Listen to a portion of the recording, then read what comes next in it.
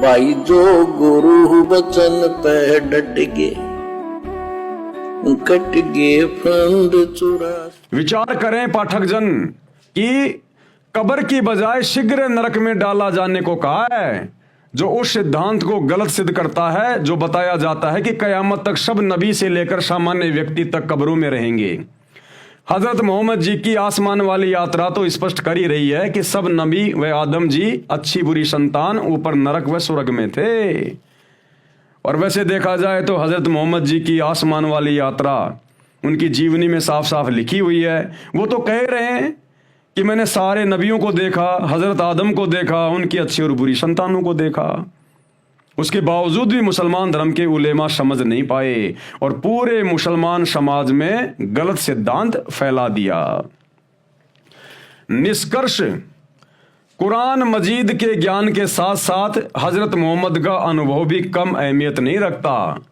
हजरत मोहम्मद जैसे नेक नबी का जन्म हुआ तो कुरान का पवित्र ज्ञान मानव के हाथों में आया। जैसे बर्तन शुद्ध है तो घी डाला जाता है, अशुद्ध बर्तन में घी डालना उसे नष्ट करना है। कुरान का ज्ञान हजरत मोहम्मद जी को किस सूरत में मिला, इसकी जानकारी मुसलमान समाज के बच्चे बच्चे को है कि जिस अल्लाह ने कुरान का ज्ञान दिया उसे मुसलमान समाज अपना खालिक मानते हैं, अपना अल्लाह मानते हैं। उसी को कादिर यानी समर्थ परमात्मा मानते हैं। ये भी मानते हैं कि उस अल्लाह ने जो ज्ञान दिया उसे जिब्राइल फरिश्ता ज्यों का त्यों बिना किसी बदलाव के और नबी मोहम्मद जी की आत्मा में डाला। यानी कुरान शरीफ की आयतों में कोई मिलावट नहीं है, ये पूरा मुसलमान समाज मानता है। फिर हजरत मोहम्मद जी के मुख से बोला गया, उसको लिखने वालों ने लिखा। हजरत मोहम्मद जी तो अशिक्षित थे, अनपढ़ थे। कुरान के ज्ञान को हजरत मोहम्मद जी प्राप्त होने की प्रक्रिया में यह भी बताया कि कभी हजरत को जिब्राइल सामने प्रत्यक्ष होकर ज्ञान बताता, कभी अप्रत्यक्ष यानी गुप्त रूप में ज्ञान बताता, कभी अल्लाह ताला सीधे ज्ञान नबी मोहम्मद जी की आत्मा में डाल देता। नबी मोहम्मद चद्दर से मुख ढककर लेट जाता, फिर कुरान का ज्ञान बोलता। इस प्रकार यह कुरान का पवित्र ज्ञान प्राप्त हुआ। ऊपर कुरान की कुछ सूरतों की आयतों का उल्लेख किया है जिसमें यह समझना है कि पुनर्जन्म के विषय में क्या संकेत है। ऊपर विवेचन में आप जी ने पढ़ा कि सूरत कहफ 18 की आयत नंबर 47 और 48 में कहा है कि प्रलय में पृथ्वी नष्ट नहीं होगी। अब सतगुरु रामपाल जी उन तमाम आयतों का विश्लेषण कर रहे हैं मुसलमान धर्म के उलेमाओं को, आम व्यक्तियों को समझाने के लिए। उसके ऊपर की रचना जैसे पहाड़, मानव, उनके घर, निवास, जीव जंतु, पशु पक्षी सब नष्ट हो जाएंगे। पृथ्वी एक खुला मैदान पड़ा दिखाई देगा। यानी जब वो कयामत का दिन आएगा, वो प्रलय होगी तो पृथ्वी नष्ट नहीं होगी। ये मुसलमान धर्म के उलेमाओं का ये सिद्धांत गलत है कि पृथ्वी नष्ट हो जाएगी, चांद तारे सितारे नक्षत्र सब नष्ट कर दिए जाएंगे, केवल जन्नत रहेगी, जहन्नुम रहेगा और जहां खुदा रहता है केवल वो सातवां आसमान रहेगा।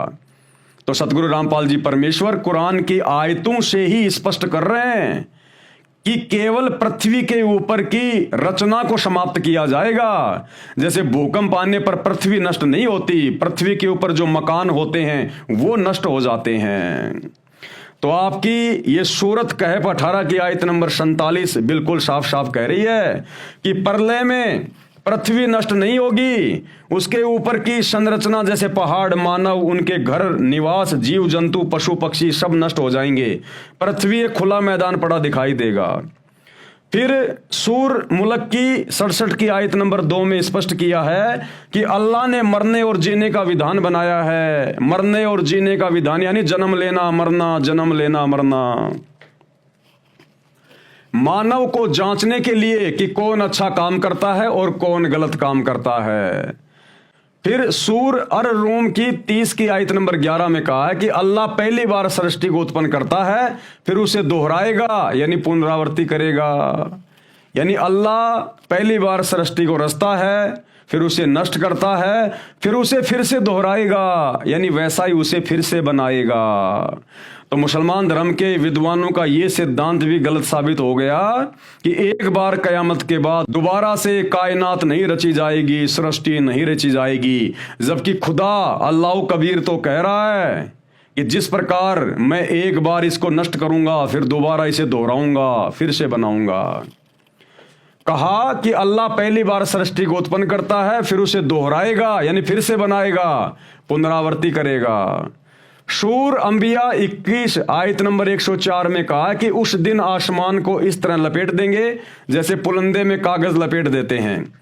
जिस तरह हमने कायनात यानी सृष्टि को पहले पैदा किया था, उसे हम दोहराएंगे यानी फिर से सृष्टि को बनाएंगे। ये वादा हमारे जिम्मे है, हमने जरूर करना है। सूर अल बकरा 2 आयत नंबर 243 में अल्लाह ने मारा फिर उसको जीवन दान दिया।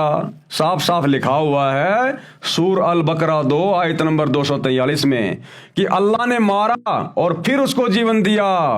फिर से जीवन देने का मतलब है फिर से जन्म दिया। तो आप ये कैसे कह सकते हो मुसलमान धर्म के उलेमाओं कि हमारे धर्म की पुस्तकों में कहीं नहीं लिखा हुआ कि बार बार जन्म और मृत्यु नहीं होता। तुम्हारा अल्लाह खुद कह रहा है। सूर अल मुदस्सिर 74 आयत नंबर 26 और 27 में कहा है कि शीघ्र ही नरक में डाल दूंगा। ये क्या जाने नरक जहन्नुम क्या है, इससे भी कब्रों में रहने वाली बात गलत सिद्ध हुई। भाई जो गुरु बचन पे डट गए, कट गए फंद 84 के, कट गए फंद 84 के, कट गए फंद 84 के।